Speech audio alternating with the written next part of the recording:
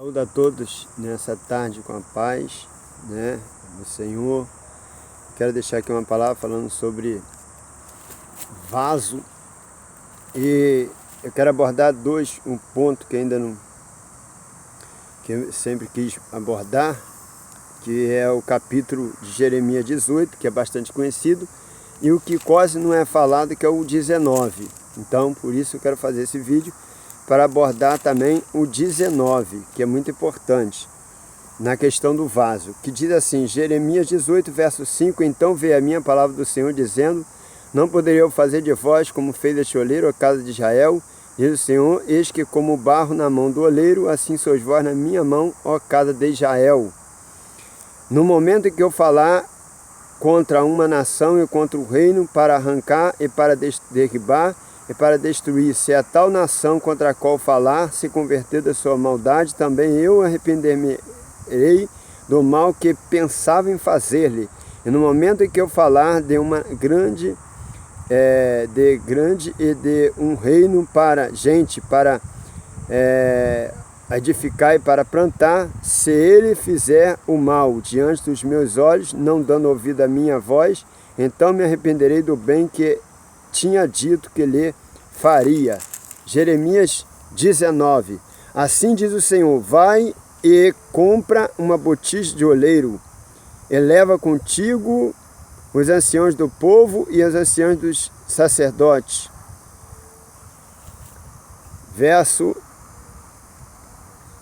10. Então quebrarás a botija à vista dos homens que foram contigo, e dir-lhe-ás, assim diz o Senhor dos exércitos, deste modo quebrarei eu este povo e essa cidade, como se quebra o vaso do oleiro que não pode mais refazer-se. E enterrarão em Tofete, porque não haverá outro lugar para os enterrar. Então, aqui falando, ele diz em Jeremias 18, Jeremias diz, que o Senhor diz para ele, vai à casa do oleiro. E chegando na casa do oleiro, ele viu que o oleiro fazia o seu vaso. E quando ele movia o barro sobre as rodas, ele percebeu que o vaso se estragou. O vaso não saiu do jeito que ele tinha que fazer. Quem já foi, já viu pessoas fazendo vaso como eu, muitas pessoas já fez, e muitas pessoas também, até que eu conheço, faz vaso. A gente sabe que ele vai fazendo, mas às vezes não sai, estraga, sai torto, não sai da maneira que é para fazer. Então ele pega aquele barro e torna amassar ele de novo para ele fazer perfeito. Então Deus falou, eu poderei fazer como fez esse oleiro de vós, ó casa de Israel. Então Deus, ele tem esse poder de aperfeiçoar, de fazer as coisas. Ele se coloca aqui como oleiro, como a gente sabe aqui, e a nação de Israel, o povo de Israel, como um vaso. Então Deus, ele quer moldar, Deus, ele quer preparar o povo, Deus quer fazer algo para si, Deus quer melhorar a situação do povo, Deus quer ver o povo bem, mas ele chega e diz, no momento que eu falar contra uma nação e contra o reino, para arrancar e para derribar, para destruir, se a tal nação contra a qual falar se converter da sua maldade, também eu me arrependerei do mal que pensava lhe fazer. Quer dizer, Deus, ele quer moldar, Deus, ele quer trazer a pessoa e fazer conforme ele deseja sobre o barro. Quer dizer, algo perfeito, algo bom, um vaso para ser usado pela mão e pelo oleiro, para ser útil para muitas coisas, que essa é a finalidade de um vaso, é ser útil. Ninguém vai fazer um vaso à toa. Então, Deus, ele quer o melhor para cada um de nós. Louvado seja Deus. Mas, de repente, no capítulo 19, que é quase ninguém lê sobre isso, ele diz, ponha uma botija, chama os sacerdotes. E ele fala, vai para... leva consigo os anciãos do povo, Ion, o vale do filho de Ion, louvado seja Deus, o lugar aonde eles faziam coisas abomináveis aos olhos de Deus. E lá ele levou a botija, ele falou no verso 10, então quebrarás a botija à vista deles, e dirás, assim diz o Senhor dos Exércitos, deste modo quebrarei eu este povo e essa cidade, como se faz, quebra o vaso do oleiro que não pode mais refazer-se. Então nós vemos dois algo nisso daqui, no capítulo 18 e 19. Uma é ele fazendo e outra ele é destruindo um vaso que não pode ser mais refeito. Por quê? Porque eu trabalhei em olaria e eu fazia parte da limpeza. Aqueles tijolos que eram quebrados, não tinha mais como refazer ele, então ele era jogado fora porque não tinha mais liga.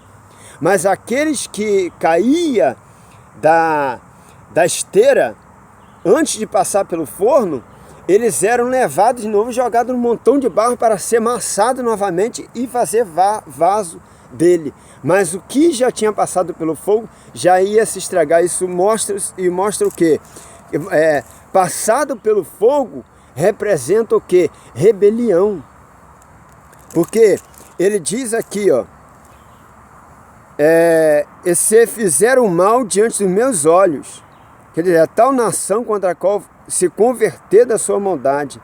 Mas se fizeram mal diante dos meus olhos, que é o verso 10 do capítulo 18, não dando ouvido à minha voz, então me arrependerei do bem que ele tinha dito que faria. Que é o que acontece no capítulo 19. Porque você vê a narração que eles começam a fazer coisas abomináveis aos olhos de Deus. A Bíblia diz aqui, eles porquanto me deixaram e profanaram este lugar e nele queimaram incenso a outros deuses. Quer dizer, as pessoas se afastando de Deus, o povo de Israel se afastando de Deus, tomando distância de Deus. E quando uma pessoa se distancia de Deus, ela começa a ficar sujeito ao quê? Os problemas que vêm sobre ela, porque ela não tem aonde se refugiar. Então Deus, ele quer o quê? Ele quer que a gente seja como um barro, um vaso que está sendo útil para aquilo que ele foi feito. Então, nós temos que ser assim. Ele diz de um povo que se arrependeu e que ele usou da sua misericórdia, ele usou da sua compaixão. Quer dizer, um povo que é como um barro que pode ser refeito para se tornar um vaso. Mas ele também bota uma posição no capítulo 19 que é um vaso já pronto, mas que acabou sendo inutilizado. Quer dizer, Deus, ele quer algo que ele possa usar. Deus, ele quer algo que ele possa trabalhar com ele. Para isso ele molda, para isso ele prepara, porque ele quer o melhor para nós. Ele quer vasos, que ele seja usado por Deus. Num capítulo de Timóteo, Paulo, ele fala sobre isso, no capítulo de Timóteo, e ele diz lá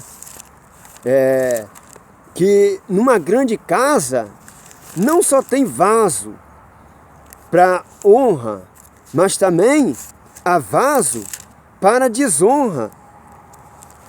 Ele diz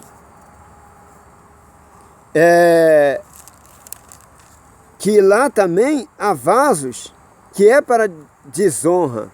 Ele diz aquele que se purificar, porque ele fala sobre contenda, ele fala sobre divisão, ele fala que as pessoas deveriam se afastar, deveriam ser vasos para ser usado, mas numa grande casa não há vaso somente de honra, mas há vasos para desonra, né?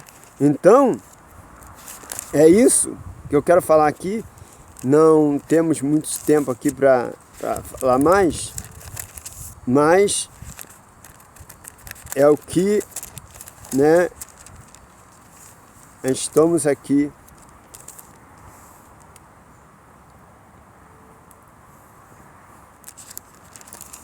ele diz que 2 Timóteo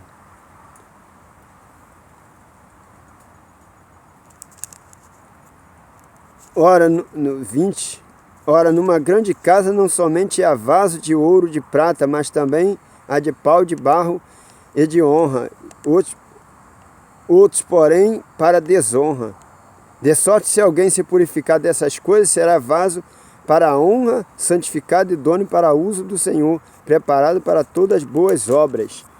E no começo, ele diz, traz essas coisas à memória, ordenando-lhes diante do Senhor que não tenhas contenda de palavra, que para nada aproveita, são para perversão do ouvinte. Procura apresentar-te a Deus aprovado como obreiro que não tem de que se envergonhar, que maneja bem a palavra da verdade. Mas evita os falatórios profanos, porque produzirão maior impiedade. A palavra deles roerá como gangrena, entre as quais foi Emineu e Fileto, a qual se desviaram da verdade, dizendo que a ressurreição já era feita. Então Deus, ele quer vaso, né? Vaso para ele usar. Não é vaso de contenda, né? Vaso para contender, mas vasos na rebelião, mas pessoas que ele possa usar para a glória e para a honra do teu nome. Então eu deixei aqui, ó, o capítulo 18 e o 19, que é muito importante aqui, do verso 10 e o 11, porque assim, então, o vaso, eu gosto mais da tradução, que tem uma tradução que, em vez de falar quebrar, fala no capítulo 18, ele fala estragar. Então aqui ele diz, aqui no 19 ele fala assim, quebrarás o vaso. Então, o que eu quero deixar aqui é que há vaso de honra e há vaso para desonra, né? Ao vaso que é para glória e ao vaso que é para desonra, né? Então, não temos mais tempo, fico por aqui. Amém. Deus abençoe.